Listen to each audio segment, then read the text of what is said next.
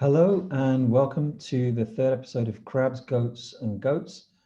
On this episode, we're going to be looking at the year that's finishing today, the 31st of December, 2020, and a look ahead to 2021, a brief view of the transits in both those years. So what a fantastic year 2020 was.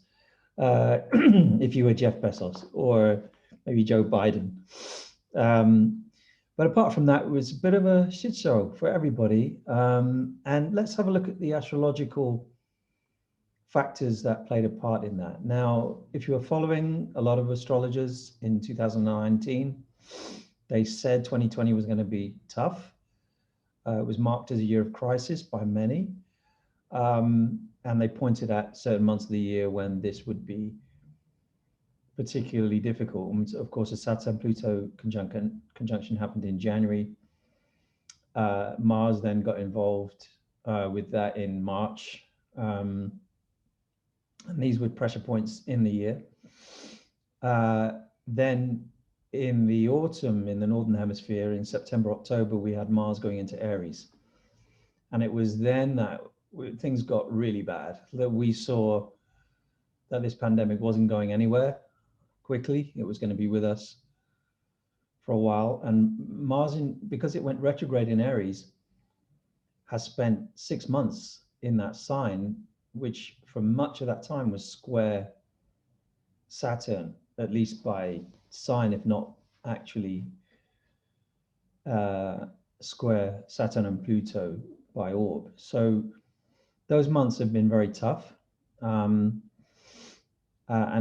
as we get towards the new year, as we come to 2021, we're hoping that the pressure, that kind of pressure, is going to, well, already in astrological terms, we've seen things alleviate in the world in terms of the pandemic, not so much, but astrologically, things have already started to get less pressured.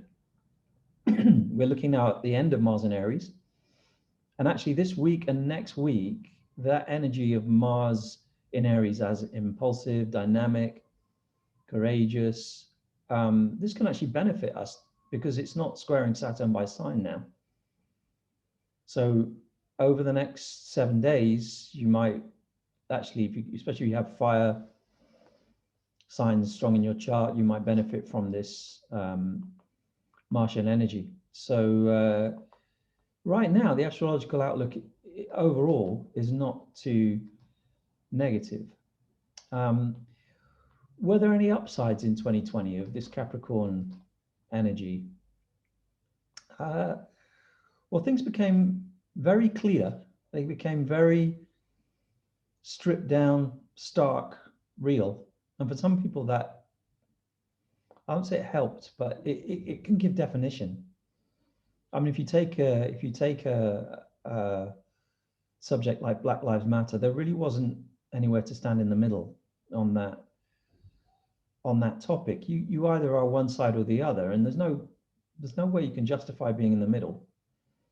And Capricorn, Saturn and Pluto and Capricorn did this, I think, to a certain extent, is that they really made us very aware of, and in your chart, when Saturn and Pluto or Pluto conjunct or oppose or square a natal planet, you are asked questions that you have to answer. And I think this year, there were some questions being, the American people posed a big question. Did they want Donald Trump or not want Donald Trump? And they thankfully answered in the latter. And while the horrific events of the summer, in terms of George Floyd and everything associated, I mean, obviously George Floyd is not an isolated case, everything associated with Black Lives Matter in the States, this became a worldwide issue. In Britain, it was all over the media in August. So when Saturn left July, so when Saturn left Capricorn and went into Aquarius, issues of human rights became very much a responsible idea in the media. And this was a small upside to 2020. And in Britain, there was some good moments in 2020 when the statue of the slaver Colston in Bristol was put into the river. This was an uplifting moment for a lot of people. Marcus Rashford, the English footballer, also has done huge amounts of work to help feed hungry children in the UK, which shouldn't even be a thing, really, if you think about it. But he's a Scorpio, the moon, sun, moon, a new moon Scorpio in his on the day he was born.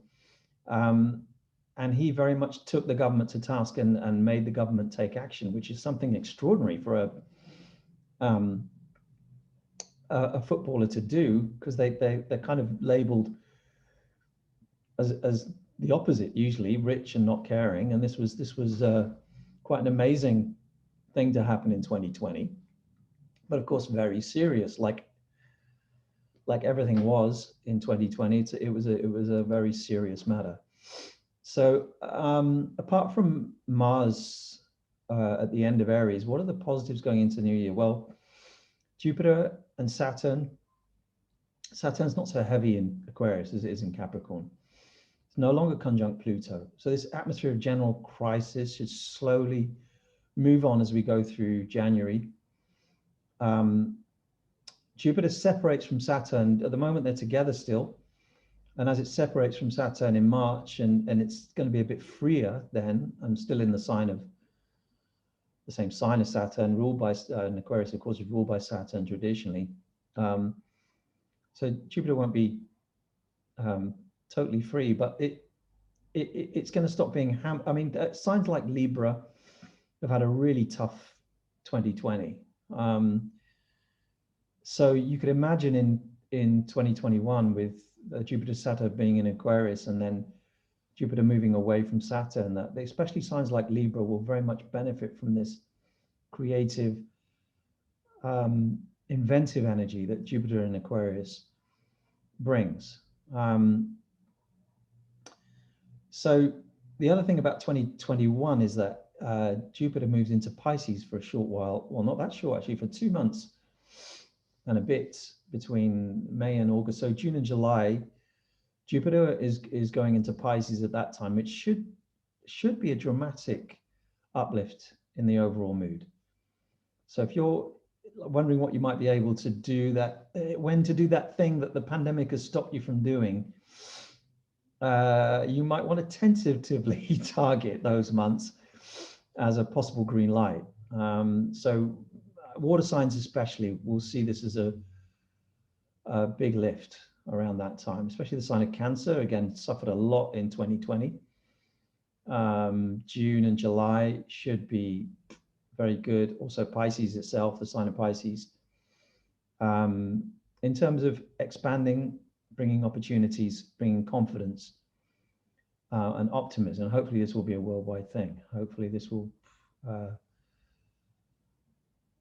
show us that there's a way forward in the future. So also when you see what comes up in June and July, you can see also towards the end of the year that Jupiter will go into Pisces for 12 months around December. So that will be a clue this year in June and July, what kind of areas will begin to progress next year. So there's plenty of things going on that look much better in 2021. And I would agree with the people that have been saying it's going to be much better than 2020. However, early year, there's a lot of stuff coming. So from January the 7th, Mars goes into Taurus. So it's going to join Uranus in Taurus. It's going to be moving towards Uranus, and it's going to be squaring Jupiter and then Saturn in January. Mars conjunct Uranus is a lot of energy, restless, fighting energy. Squaring Saturn, Mars is restricted, and in the fixed signs, maybe it won't be as bad as it was this year in Aries, its own sign, and Saturn in its own sign of Capricorn. maybe with Mars in Taurus, this won't be quite as dramatic, but it does indicate that people will be very much fixed in the position they take and won't want to move from that position once they've dug their heels in. So there's some sort of tough and sudden clashes we can see, or disputes being a theme as January progresses. And perhaps if you've got fixed signs in your chart, this is really important to look at where these might come from, either towards you or that you might want to get involved in. You might want to think twice about getting involved with something that isn't worth the effort. It doesn't mean it isn't worth the effort, but if it isn't, then be careful how much you bite off in January and February. So where the houses of your chart, which have Taurus and Aquarius, watch these arenas carefully. Yeah, especially if one of those is on your ascendant or descendant. Watch them carefully in terms of what issues they bring up in mid-Jan, because this will be an area where things can get out of hand quite quickly if they're not controlled.